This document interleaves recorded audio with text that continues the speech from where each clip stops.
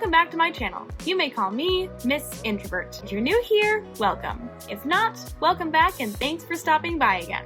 I want to thank everyone who's been watching my videos, even if it is the tiniest handful, for your continued support. This is a safe place for introverts and writers. If you're an extrovert and you're finding yourself low on inspiration, then stick around. We've already covered ideas, what to do with them, outlining the 3 Ps, person, place, and plot, a writing routine, setting your writing goals. There are a lot of these and it's hard to remember.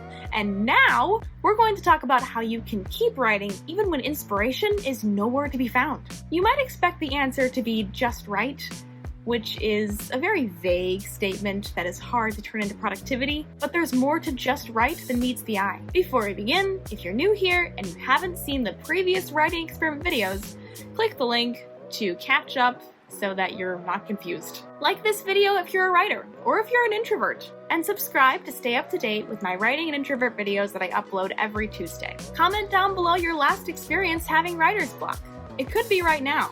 I'm having writer's block right now, and it's delightful. Alright, let's look at the process of how to regain inspiration or even write without it. Number 1, you don't need inspiration to write. I'm sure you've heard this phrase before a couple of times. I know I have, and it's a very hard truth to wrap your head around as a beginning writer, especially as a beginning writer. Now, writing can be fun with inspiration, but we'll talk about that later. Inspiration is actually what wants you to start writing your book, or at least that's the way I like to look at it. I see inspiration as the prophetic vision or the old mentor that takes you off on an adventure to start writing your book. It starts you off on your quest of writing, of whatever idea you had. It stays with you until you get some work in and realize how hard it is. And sometimes, like most father figures or mentors do, it dies off. But you can't stop, not yet. Then you've got to put yourself in your protagonist's shoes. They're on an adventure just like you are. It could be coming of age, rags to riches, gothic romance, or even a lengthy Facebook post. And if this protagonist is someone you believe in, know that you can do this too. I believe in you and you can do this. And your protagonist's story, exciting or not, does not have to be perfectly cut out on the first draft. The first draft you write is basically trash, and there's nothing you can do about it except write it and then edit it later. Now, it's perfectly fine to take some time off and reassess things to regain your inspiration. I have a whole video on that, click the link to check it out. Number 2, one does not simply just write a book. Okay, I know that meme is kind of old, but it shaped a generation, okay? And it's from Lord of the Rings. What was I supposed to do? But we all know how hard it is to keep writing, especially after we've run out of that fuel. Even if we can scrape a few paragraphs out of our brains, it's still a tedious and lengthy process. Every sentence is worse than the last, and we start to wonder if our idea was as foolproof as we thought it was to begin with. Sad, I know. But there is a solution, and that is to keep writing. But you just said that was vague and easier said than done. I know what I said, and it's true.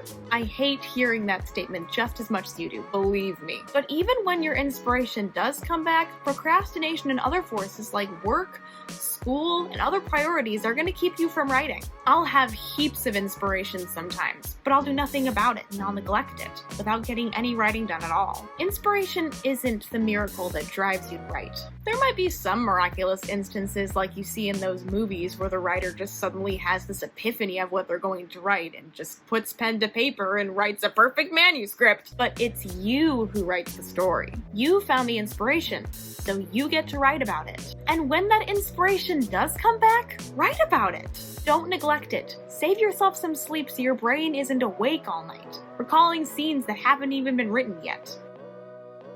Just write. And those are some of the ways you can write even without inspiration, even when it seems like it might never come back. This is just my take on the subject. There are plenty of other ways to do this, and you can modify my advice however you like. Make sure you subscribe if this inspired you, and like this video if you're ready to write, even if you don't have inspiration. If you want to be featured in next week's shoutout, give this video a like, and comment down below what you do to regain your inspiration. It means the world to me when you guys are supporting me on this YouTube path, and I want to give you all the recognition you deserve. Well, that's all for now, folks. You can follow me on Instagram, Twitter, check out my blog, and find the writing help you need on my Fiverr account. All the links will be in the description below. And stay basic. Okay, bye!